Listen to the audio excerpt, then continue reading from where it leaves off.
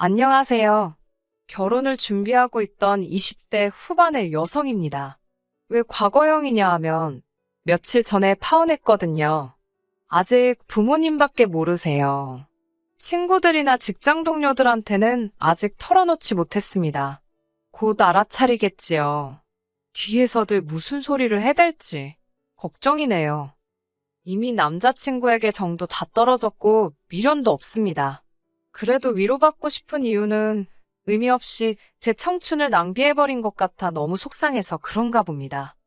저는 어려서부터 낯도 많이 가렸고 시끄러운 곳을 별로 좋아하지 않았어요. 그건 성인이 돼도 변하지 않는 성격이더군요. 그렇다 보니 퇴근 후에 직장 동료나 친구를 만나 맥주 한잔 하러 가는 것조차 즐겁지가 않았습니다. 그런 저를 잘 아는 친구가 독서 모임을 추천해 주더라고요. 뜻이 맞는 사람들끼리 모여서 같이 책도 읽고 와인도 한잔하는 그런 모임이었어요. 대체적으로 사람들 성격이 조용하고 느긋해서 부담 없이 참석할 수 있었습니다. 와인도 원하면 한 잔 정도 가볍게 마시는 분위기지 회식 자리처럼 시끌벅적 부어라 마셔라가 아니라 좋았네요. 그곳에서 남자친구를 만났습니다. 독서 모임이라지만 토론 같은 걸 하지는 않았기 때문에 정해진 몇 권 내에서 자기가 원하는 책을 골라 읽을 수 있었지요. 그런데 신기하게도 남자친구와 저희 독서 취향이 계속해서 겹치더라고요. 처음엔 우연이라고 생각했지만 나중에는 이런 걸 운명이라고 하나 싶을 정도로 그 빈도수가 잦았습니다.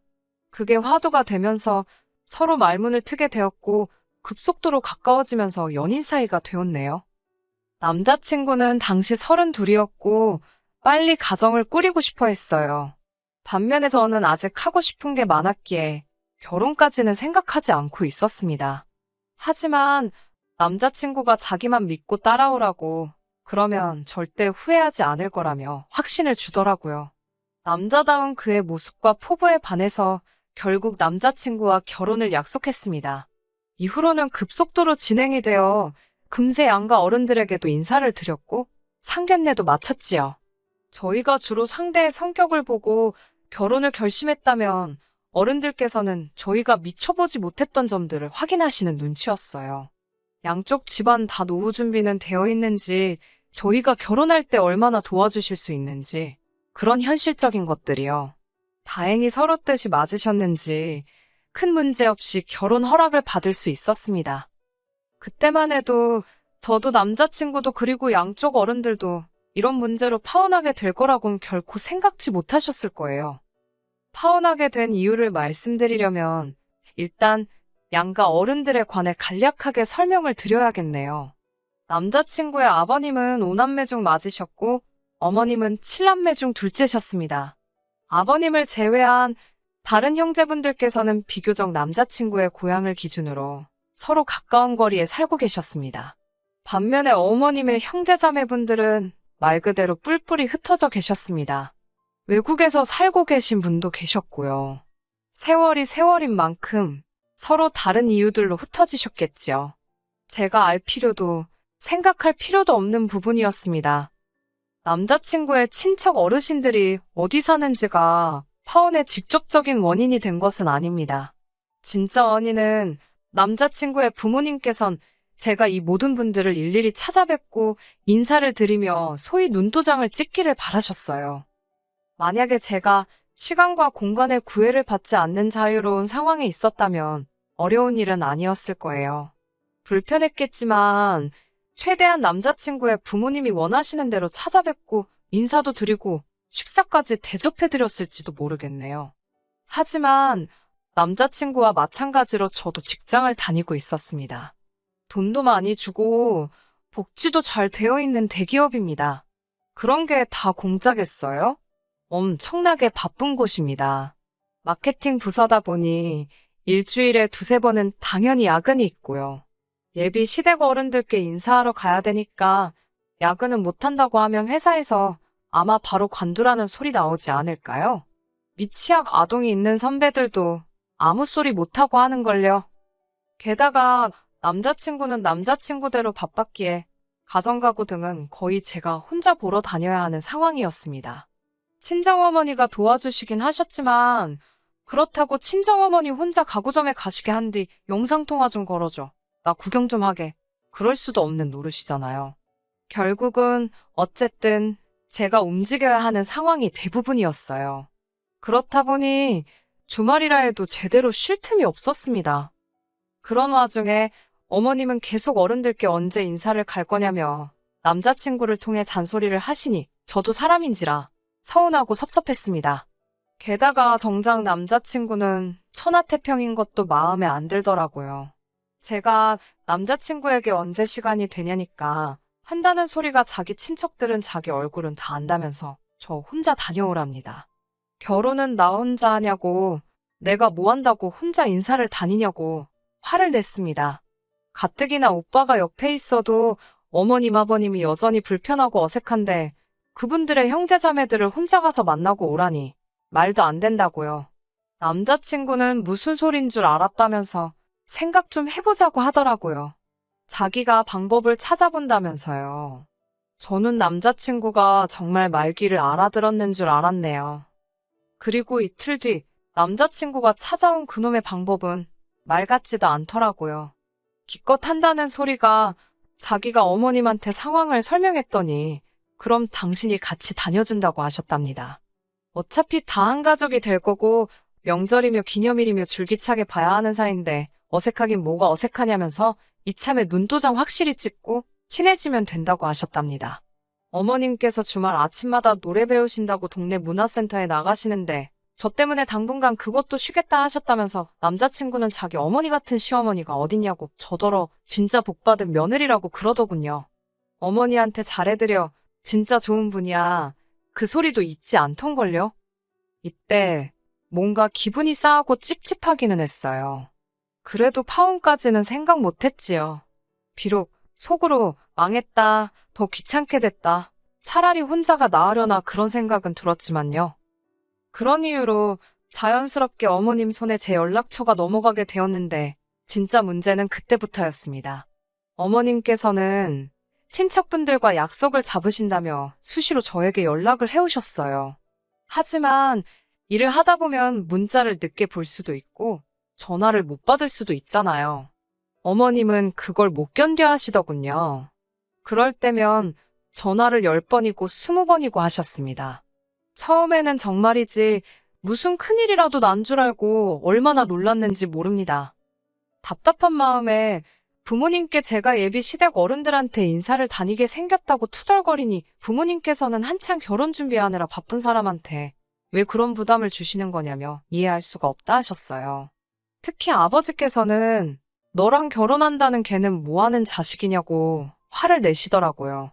이런 건 지가 알아서 중간에서 정리를 해야지. 그런 것도 못하는 녀석이냐고요. 제 예상보다 아버지가 화를 크게 내시니까 저도 모르게 중간에서 수습을 해야 할 것 같았어요. 저는 괜찮다고 그냥 다니면 된다며 아버지의 노여움을 풀어드리려고 했지만 별 소용이 없더라고요. 이튿날 출근길에 아버지께서 전화를 걸어오셨어요. 그러더니 이따 퇴근할 때 남자친구도 데리고 오라셨습니다. 그때만 해도 아버지가 무슨 생각을 하고 계신지는 몰랐지만 행여나 남자친구한테 욕이라도 하실까봐 걱정이 되더라고요. 때릴 거냐고 장난처럼 물었더니 넌 아빠를 뭘로 보냐며 신사답게 할 이야기가 있으니 걱정 말고 데리고 오라셨습니다. 그렇게 남자친구를 데리고 집에 오니 부모님께서 고기를 굽고 계셨어요. 생각지도 못한 삼겹살 파티를 하고 한창 분위기가 좋아지자 아버지께서 남자친구에게 종이 한 장을 건네시더라고요. 옆에서 슬쩍 보니까 종이에는 삼촌, 고모, 이모 할 것 없이 외갓집과 모든 어른들의 이름하고 주소하고 연락처가 적혀 있었습니다. 저희 아버지가 하나하나 손으로 다 정리하셨더군요. 아버지께선 저에게 다 들었다며 어머님께서 그렇게 며느리 예쁨 받으라고 신경을 써주신다니 감사하다 말씀드리라셨어요. 아버지 말씀에 뼈가 있더군요. 남자친구도 느꼈는지 약간 떨떠름한 표정으로 내내 하는데 아버지께서 당신도 사위가 예쁨을 받으면 좋겠다 싶어서 리스트를 만들었다며 앞으로 당신과 같이 주말마다 인사를 가자고 하셨습니다. 그제서야 남자친구 표정이 뭐라고 표현해야 좋을지 모르겠네요. 당황한 동시에 난처하면서도 짜증도 좀 있었고 차마 싫다 소리도 못하고 아주 복합적이었어요. 볼만하던걸요? 숨막히는 정적이 잠깐 흐르고 남자친구가 먼저 말을 꺼내더라고요. 뭔가 오해가 있는 것 같다면서 남자친구 부모님 쪽이건 저희 쪽이건 어른들께 인사는 둘이 같이 다니는 게 좋을 것 같답니다. 이런 일이 있고 나서야 상황이 좀 나아지는가 싶었어요. 남자친구가 어머님께도 이를 말씀드렸는지 어머님께서 갑자기 연락을 안 하시더라고요. 아버지에게도 감사했고 대처를 잘해준 남자친구에게도 고마웠어요. 하지만 여전히 양쪽 집안 어른들에게 인사를 드리는 일이 마음처럼 쉽지는 않더라고요. 그분들도 다들 일정이나 사정이 있으셨고 저희도 나름의 스케줄이 있었기에 그걸 또 조율하는 게 쉬운 일이 아니었어요. 남자친구와 상의 끝에 하루에 최대 2분만 뵙는 걸로 정했습니다. 남자친구 쪽 어른 2분이나 저희 쪽 2분이 아니라 양쪽에서 1분씩 해서 총 2분을 뵙자고 구체적으로 조건을 만들었지요. 저희 딴에는 깔끔하게 정리했다고 생각했습니다. 하지만 이게 또 어머님 마음을 상하게 하는 일이 될 줄은 상상도 못했네요. 첫 주에는 어머님 여동생분, 그러니까 남편의 이모님과 저희 외삼촌을 뵙게 되었어요. 이모님과 점심을 먹고 외삼촌과 저녁을 먹기로 했었지요. 이모님이 마침 서울 쪽에 나올 일이 있다고 하셔서 그럼 어머님까지 모시고 같이 점심을 먹어도 되겠냐며 남자친구가 묻더라고요. 이모님도 어머님이 안 계시면 어색하실 수도 있으니까 그러자고 했습니다. 그렇게 다 같이 식당에 갔어요. 분위기는 나쁘지 않았습니다. 이모님이나 어머님이나 성격이 비슷하셔서 오히려 대하는 게 어렵지는 않더라고요. 이모님께서는 자기 조카 같은 남자랑 결혼하는 저는 정말 행운아랍니다. 저는 속으로 남자친구 식구들은 서로를 참 잘 띄워주는구나 생각했습니다. 한편 남자친구가 그 자리에서 조금만 겸손했다면 참 좋았을 거예요. 여자친구가 더 좋은 사람이라던가 서로 행운아라던가 왜 듣기 좋은 말들 있잖아요. 그런데 남자친구는 씩 웃으며 절 쳐다보면서 들었냐며 전 정말 복에 겨운 걸 알아야 된답니다. 저만 모르고 다른 사람들은 다 안다나요. 예비 시댁 식구들 앞에서 한마디 하기도 그렇고 그래 너 잘났다 라는 기분으로 어거지로 웃어 보이며 그래 하고 말았습니다. 어느덧 시계를 보니까 4시가 다 돼가고 있었어요. 삼촌이랑은 6시에 만나기로 했지만 이동 시간도 있고 저도 좀 쉴 틈이 있으면 좋겠다 싶어서 남자친구에게 슬슬 일어나자고 했습니다. 그런데 어머님께서는 이제 커피를 마시러 가자고 하셨습니다. 느긋하게 이야기를 좀 더 하자시면서요. 제가 어머님께 저희는 저녁 약속이 있어서 이만 가봐야 할 것 같다고 하니까 중요한 약속이 아니면 취소하랍니다. 저도 그러고 싶은데 외삼촌을 뵙기로 한 거라 안 될 것 같다 하니 외삼촌이면 당연히 이해해 주실 거라며 자꾸 약속을 취소하라고 그러시더군요. 남자친구까지 옆에서 한번 삼촌한테 전화라도 걸어보라며 저를 채근하더라고요. 혹시 다른 날로 미룰 수 있는지 여쭤보라면서요.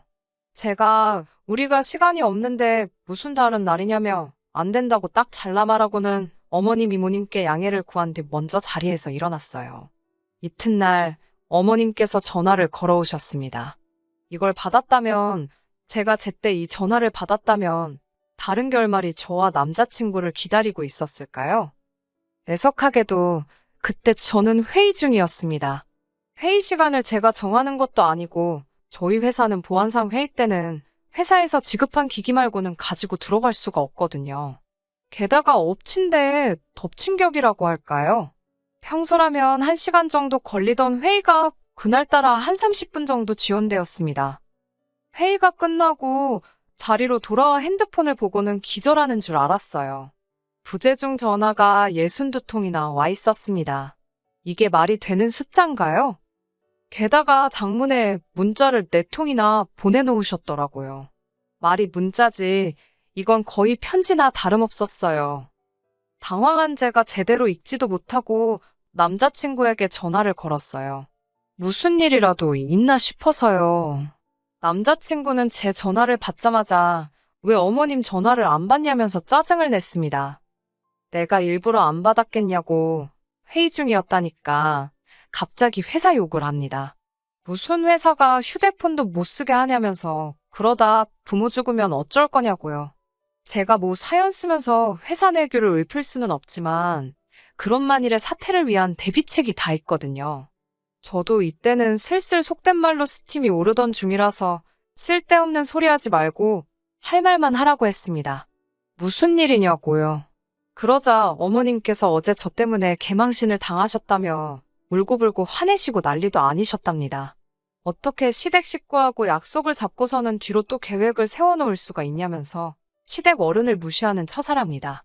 외삼촌한테 전화해보라니까 전화하는 신용조차 안 하더라면서 이게 다 어머님 알기를 개똥같이 알아서 그런 거라나요. 저는 남자친구한테 더 말할 것도 없다고 제가 직접 연락해보겠다고 했어요. 어머님께 전화를 하니 금방 받으시고는 뚝 끊어버리시던걸요.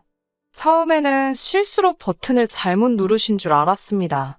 그런데 그렇게 3번이 반복되니까 일부러 그러신다는 걸 알겠더라고요.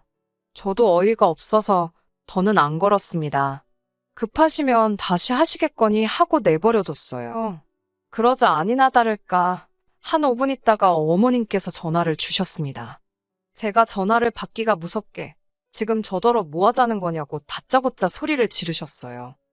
도대체 왜 이렇게 화가 나셨냐니까 어떻게 우리 집안에 시집 온다는 애가 지 외삼촌 만난다고 시댁 식구를 물먹일 수가 있냐입니다. 제가 무슨 물을 또 먹였다는 말씀이시냐고 같이 4시간이나 있었는데 뭐가 부족하셨냐고 그랬어요. 지금 생각해보면 저도 이미 정신적으로 지치고 예민했던 상태라 어머님한테 내내하면서 애교스럽게 말은 못했습니다. 어머님께서는 다음부터는 시댁 어른들이랑 그쪽 어른들을 한날 보는 약속은 잡지 말라 하셨습니다. 결혼이 코앞인데 그럼 언제 다 인사드리냐니까 그쪽 어른들이야 너 크면서 질리게 보지 않았냐며 이제 시댁 어른들이 저한테 더 중요한 사람들이랍니다. 그러면서 저에게 정말 토시 하나 안 틀리고 너는 결혼하면 그 집에서 아웃이야. 아웃. 그러시는 거예요.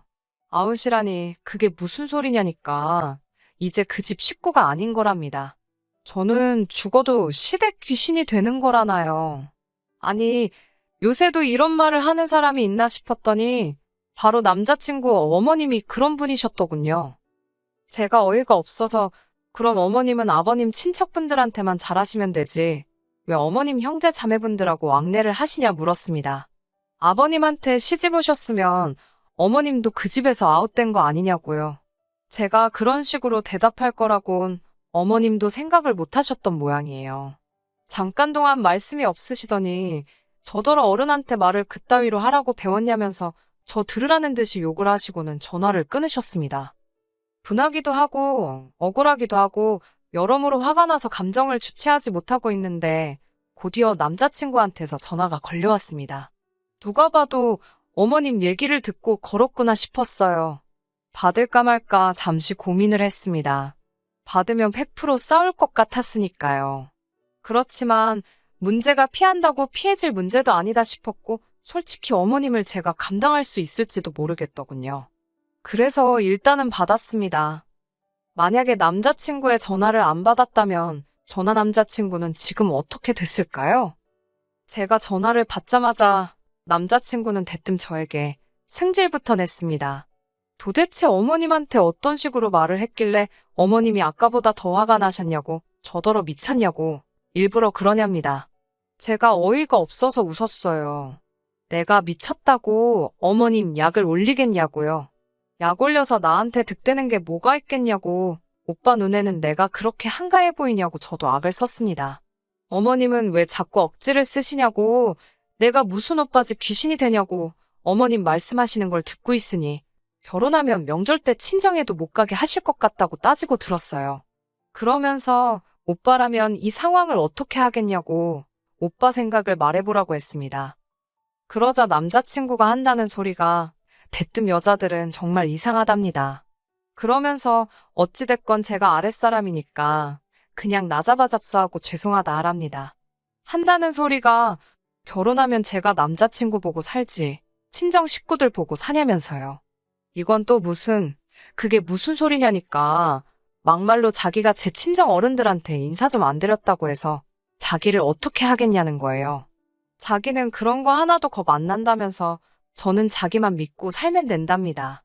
아니, 누가 그게 무서워서 이러는 거냐고요. 그리고 왜 자기가 뭔데 제 친정 어른들을 겁을 안 낸답니까? 들을수록 언짢고 불쾌한 거예요. 아무리 사랑하는 남자친구라도 친정 어른들을 자기가 뭔데 무시하나 싶더라고요. 오빠는 우리 삼촌이나 이모들이 안 무섭냐니까 뭐가 무섭냐입니다. 살면서 몇 번이나 보겠냐고요. 그래서 나도 오빠 친척들 하나도 안 무서우니까 인사 안 드려도 되냐고 물었습니다. 그러자 그건 다르답니다. 시댁 식구들은 원래 어려운 사람들이고 어려운 줄 아는 게 며느리 도리랍니다. 이쯤 됐을 때는 이미 마음속에 파오는 확정이었어요. 동시에 이런 썩어빠진 사상을 가진 남자가 제 남자친구였다는 게 너무 불쾌하더라고요. 그러면 사위돌이는 뭐냐니까 사위돌이라는 말이 세상에 어디 있냐고 그래요. 사위대접은 들어봤다면서요. 그러면서 저더러 말 질질 끌지 말고 지네 엄마한테 전화나 빨리 하라길래 제가 죽었다 깨나도 그럴 일은 없을 거라고 했습니다. 내가 뭐가 아쉬워서 어머님을 달래가면서 결혼을 하냐고 난 그렇게까지 오빠랑 결혼할 생각은 없다고 했어요. 그러자 갑자기 남자친구가 아무 말도 안 하더라고요. 몇 분쯤 지났을까 진심이냐입니다. 진심이라고 난 아쉬울 거 하나 없다고 했어요. 오빠보다 어리지 돈도 벌지 손해볼 거 하나 없다니까 남자친구 목소리에서 약간의 짜증과 다급함이 느껴지던걸요. 왜 일을 복잡하게 만드는 걸 넘어서 크게 만드냐며 그냥 사과만 해달랍니다. 그러면 자기가 수습을 한다고요. 그래서 아니 수습할 거 없다고 어머님 혼자 화를 내시던 쓰러지시던 뭐 알아서 하시겠지라며 내 눈앞에서 그러시는 것도 아니고 난 아무 생각이 없다고 했습니다. 그리고 이제 전화하지 말라고 했어요. 시간 아까워 죽겠다고요. 너네 엄마 성질 더러운 거 잘 알겠는데 나도 성질 더러우니까 그만 건들라고 했습니다. 그리고 너네 엄마가 성질 안 죽이면 넌 평생 장가 못 갈 거라고 어떤 얼빠진 여자가 그런 시어머니를 모시겠냐고도 해줬고요. 잘한 것 같은데요. 제 할 말만 다 하고 남자친구를 비롯한 관련된 모든 연락처들을 차단시켜버렸어요. 매달리던지 말던지 제 알바도 아니고 알고 싶지도 않았고 더 이상 시달리기도 싫더라고요. 친정 부모님한테는 바로 말씀드렸습니다. 다행히 어머니는 이혼보다 파혼이 낫다며 별 말씀 안 하시더라고요. 하지만 아버지는 그 자식 저번에 그렇게 알아듣게 말을 했으면 똑바로 해야지. 멍청한 건 답도 없다며 그렇게 살게 내버려두랍니다. 그러면서 저더러 당신 딸 용기 있다고 멋지다고 그러시던걸요. 이후로 한동안 아버지가 회사에 데려다 주시고 데리러 와주셨어요. 시간이 여의치 않을 때는 직접 택시를 불러주셨고요. 이 밖에도 아버지가 나서서 저를 많이 챙기셨습니다. 그래 뉴스에 워낙 흉흉한 소식이 많았기에 부모님이 꽤나 걱정하셨거든요. 지금은 회사와 집만 왔다 갔다 하면서 조심조심 지내고 있습니다. 한 3달 정도 지나면 일상으로 돌아갈 수 있겠지요? 구정물을 보시거든 피해가세요. 돌아서 가세요. 얼마나 깊은가 궁금하다고 발 담궈보지 마시고요. 끝까지 들어주셔서 감사합니다. 오늘의 사연은 여기까지입니다. 구독과 좋아요, 알람 설정 부탁드리고 더 좋은 사연으로 다시 찾아뵙겠습니다. 감사합니다.